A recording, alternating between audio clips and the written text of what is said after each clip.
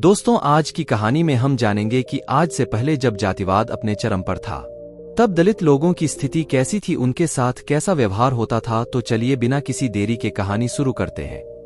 जोखू ने लोटा मुंह से लगाया तो पानी में सख्त बदबू आई। गंगी से बोला, यह कैसा पानी है?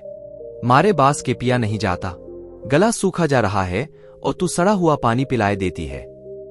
गंगी प्रतिदिन शाम को पानी भर लिया करती थी। कुआं दूर था, बार बार जाना मुश्किल था। कल वह पानी लाई तो उसमें बू बिल्कुल न थी। आज पानी में बदबू कैसी? लोटा नाक से लगाया तो सचमुच बदबू थी। जरूर कोई जानवर कुएं में गिरकर मर गया होगा, मगर दूसरा पानी आवे कहां से? ठाकुर के कुएं पर कौन चढ़ने देगा? दूर से लोग डांट बताएंगे। साहू का कुआं गांव के उस सिरे पर है, परंतु वहां भी कौन पानी भरने देगा? चौथा कुआं गांव में है नहीं। जोखू कई दिनों से बीमार है। कुछ देर तक तो प्यास रोके चुप पड़ा रहा, फिर बोला, अब तो मारे प्यास के रहा नहीं जाता। ला, थोड़ा पानी नाक बंद करके पी लूं। गंगी ने पानी न दिया। खराब पानी पीने से बीमारी बढ़ जाएगी, इतना जानती थी, परंतु यह न जानती थी कि पानी को उबाल देने से उसकी खराबी जाती रहती है। बोली, यह पानी कैसे पियोगे? न जाने कौन जानवर मरा है। कुएं से मैं दूसरा पानी लाए देती हूं। जोखू ने आश्चर्य से उसकी ओर देखा। दूसरा पानी कहां से लाएगी? ठाकुर और साहू के दो कुएं तो हैं, क्या एक लोटा पानी न भरने देंगे? हाथ पाव तुरवा आएगी और कुछ न होगा। बैठ चुपके से, ठाकुर लाठी मारेंगे, साहू जी एक के 5 लेंगे। गरीबों का दर्द कौन समझता है? हम तो मर भी जाते हैं तो कोई द्वार पर झांकने नहीं आता, कंधा देना तो बड़ी बात है। ऐसे लोग कुएं से पानी भरने देंगे? इन शब्दों में कड़वा सत्य था। गंगी क्या जवाब देती, किंतु उसने वह बदबूदार पानी पीने को न दिया। रात के 9 बजे थे। थकेमांदे मजदूर तो सो चुके थे। ठाकुर के दरवाजे पर 10-5 बेफिक्र जमा थे। मैदानी बहादुरी का तो अब जमाना न रहा है, न मौका। कानूनी बहादुरी की बातें हो रही थीं। कितनी होशियारी से ठाकुर ने थानेदार को एक खास मुकदमे में रिश्वत दे दी और साफ निकल गए। कितनी अक्लमंदी से एक मार्के के मुकदमे की नकल ले आए। नाजिर और मोहतमिम सभी कहते थे, नकल नहीं मिल सकती। कोई 50 मांगता, कोई 100। यहां बेपैसे कौड़ी से नकल उड़ा दी। काम करने का ढंग चाहिए। इसी समय गंगी कुएं से पानी लेने पहुंची। कुप्पी की धुंधली रोशनी कुएं पर आ रही थी। गंगी जगत की आड़ में बैठी मौके का इंतजार करने लगी।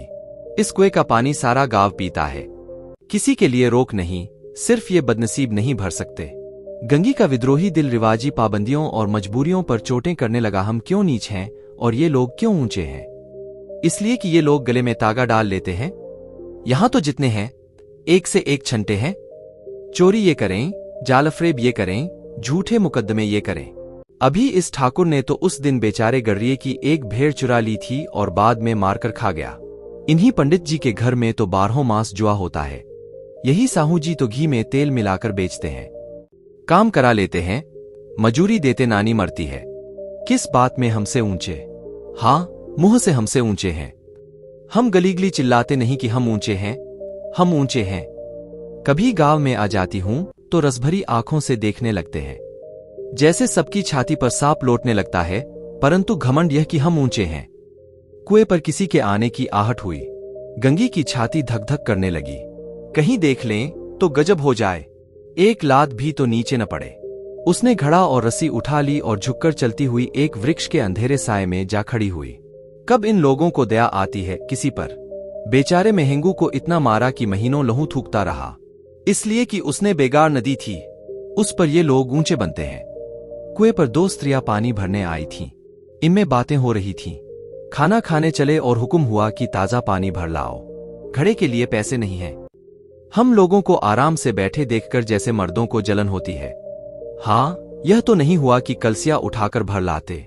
बस हुक्म चला दिया कि ताजा पानी लाओ, जैसे हम लौंडिया हों। लौंडिया नहीं तो और क्या हो तुम? रोटी कपड़ा नहीं पाती, 10-5 रुपए छींच पटकर ले ही लेती हो। और लौंडिया कैसी होती हैं?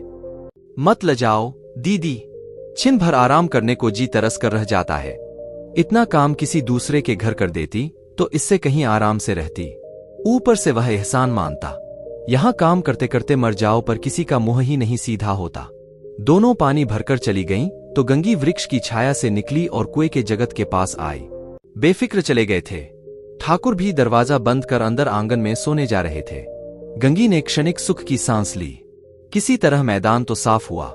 अमृत चुरा लाने के लिए राजकुमार किसी जमाने में गया था, वह भी शायद इतनी सावधानी के साथ और समझबूझ कर न गया होगा। गंगी दबे पाव कुएं के जगत पर चढ़ी। विजय का ऐसा अनुभव उसे पहले कभी न हुआ था। उसने रस्सी का फंदा घड़े में डाला, दाएं बाएं चौकन्नी दृष्टि से देखा, जैसे कोई सिपाही रात को शत्रु के किले में सुराख कर रहा हो।